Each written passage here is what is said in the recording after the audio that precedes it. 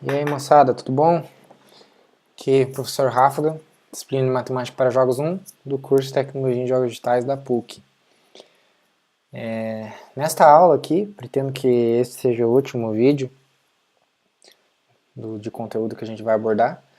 O tema será o ATAM 2. Então, finalmente, hoje nós temos o conhecimento suficiente para estar discutindo o ATAM 2, que é a última função trigonométrica inversa.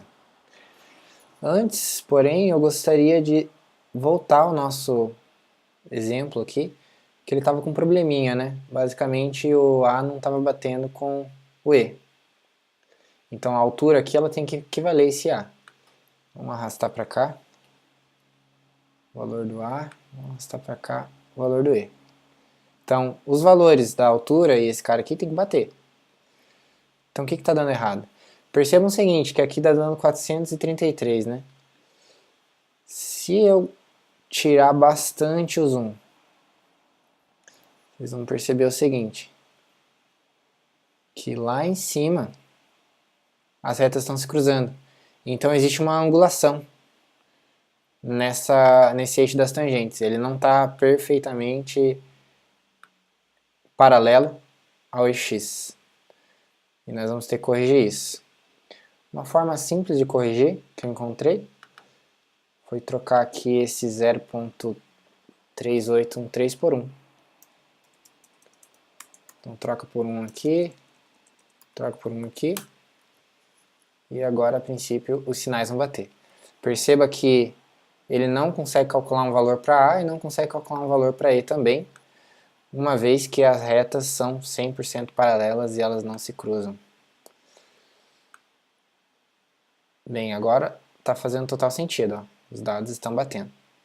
Esse era o único probleminha que tinha ficado no exercício anterior. Bem, vamos dar uma olhada aqui, dar uma relembrada no ATAM. Quero começar falando do ATAM.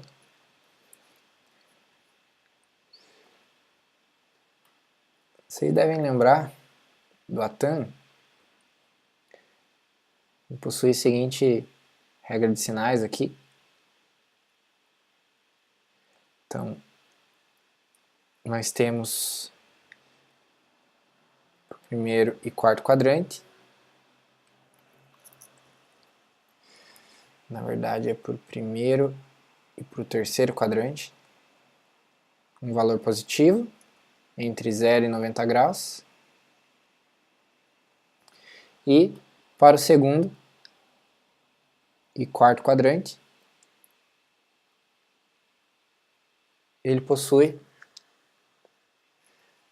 um valor negativo, de 0 a menos 90 graus.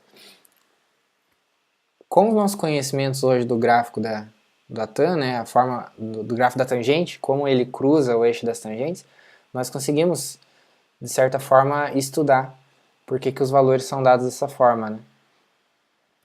Então, conforme nós estamos variando em cada um dos quadrantes, perceba que aqui nós temos um ângulo medido em relação a essa parte de cima do triângulo retângulo. A partir do momento que a gente vai para o segundo quadrante, nós acabamos medindo nesse cara de baixo. Então o segundo quadrante seria negativo, de 0 a menos 90 graus. No terceiro quadrante, voltamos a medir, assim como no primeiro. Então, primeiro e terceiro quadrante são positivos. E por fim, quarto quadrante volta a ser igual ao segundo. Essa é basicamente a justificativa. Vamos falar de um outro problema. Como é que a gente calcula o ATAM? Basicamente, nós calculamos a tan de y sobre x.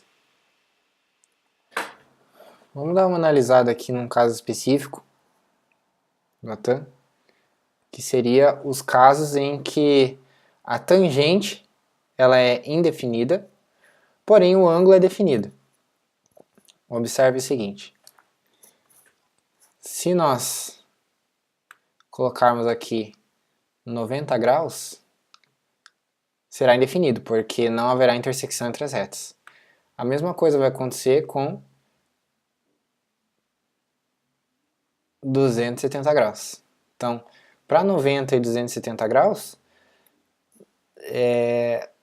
os valores da tangente são indefinidos.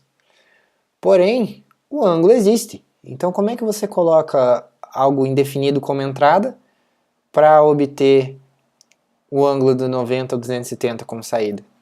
Antes de responder essa pergunta, vamos analisar quando é que isso realmente acontece, né? Nós teríamos problema de valores da tangente indefinidos quando x for igual a zero.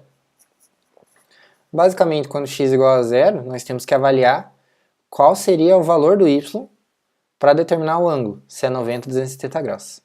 Perceba que se o y for maior do que zero, isso significa que o ângulo é 90 graus, porque ele está partindo daqui onde x é igual a zero e y está apontado completamente para cima. Então, aqui é 90 graus. Caso contrário, se y for menor do que zero, nós temos 270 graus, que estaríamos apontando aqui para baixo. Né? Claro que se y for igual a zero também, y for igual a zero, aí você tem um vetor nulo que não possui angulação. Aí aqui você realmente tem um problema de indefinição. O pessoal chama assim, né?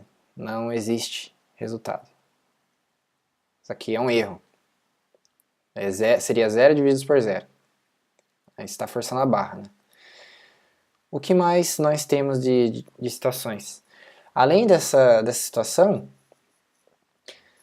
seria interessante que o Atan ele identificasse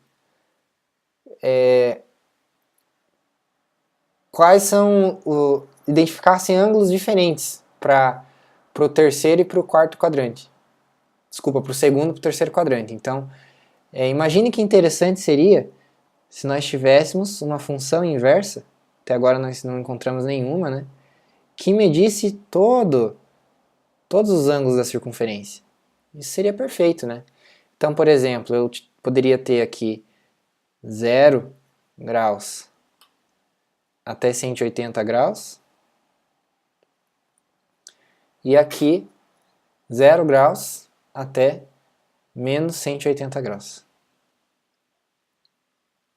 Então, aqui seria 90, aqui seria menos 90. Com uma classificação dada dessa forma, indo de 0 a 180 no sentido anti-horário e 0 a menos 180 no sentido horário, nós conseguimos até entender qual é o sentido da rotação.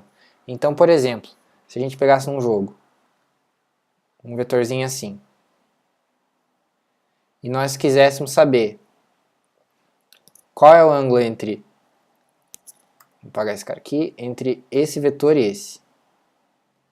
Eu quero saber o ângulo de A para B. Esse ângulo aqui. Então, partindo para cá. Qual seria o valor de uma função trigonométrica inversa calculada em cima desses conceitos? Ela retornaria provavelmente um ângulo de menos 45 graus. Algo por aí, né? Observando visualmente. Por que menos 45 graus? Visualmente parece metade de 90 graus, isso aqui. Poderia ser uns 60 graus, talvez. E além disso, nós estamos calculando, a gente está atribuindo um sentido também para esse ângulo. Então, de A para B é menos 45 graus. Então, nós temos esse ângulo de 45 graus e um sentido. Ele gira no sentido horário. Para você chegar até B, você precisaria girar no sentido horário. Então, imagine que interessante seria se nós tivéssemos uma função trigonométrica inversa que também calculasse esse tipo de coisa. É exatamente o que a Atan 2 faz. Então, além dele resolver o problema do Atan quando x é igual a zero, ele também cria esse contexto aqui de angulação. Ele te dá valores de 0 a 180 graus e ainda dizendo qual é o sentido que você deveria girar. Beleza? Isso é uma coisa, por exemplo, que o aquoso não faz. Se vocês lembrarem lá do aquoso, ele também vai de 0 a 180 graus, mas ele nunca diz o sentido da rotação. Ele não tem um sinal positivo e negativo. Nós vamos estar discutindo em mais detalhes essas propriedades quando nós estivermos analisando o produto escalar, que é o próximo tema da disciplina. Então, eu vou dar uma apagadinha aqui. Esse cara. E vou continuar avaliando algumas consequências relacionadas aos valores do x.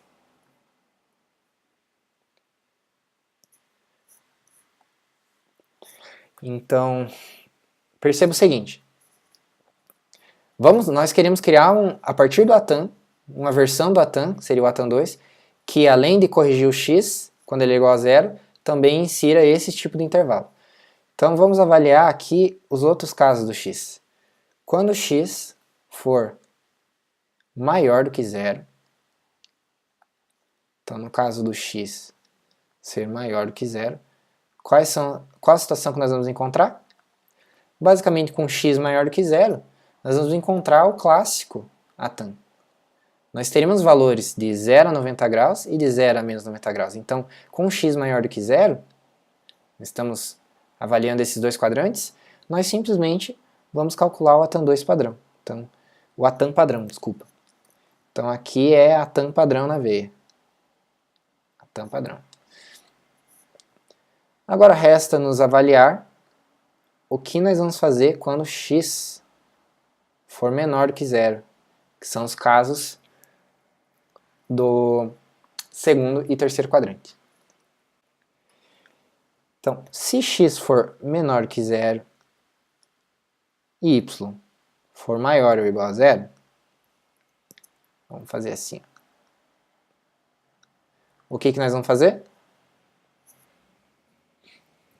Basicamente, nós vamos calcular o ATAM e vamos somar π. O que isso significa? Vamos somar π ou vamos somar 180 graus, né? O que isso significa?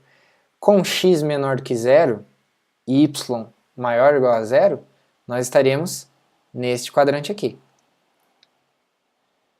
Beleza?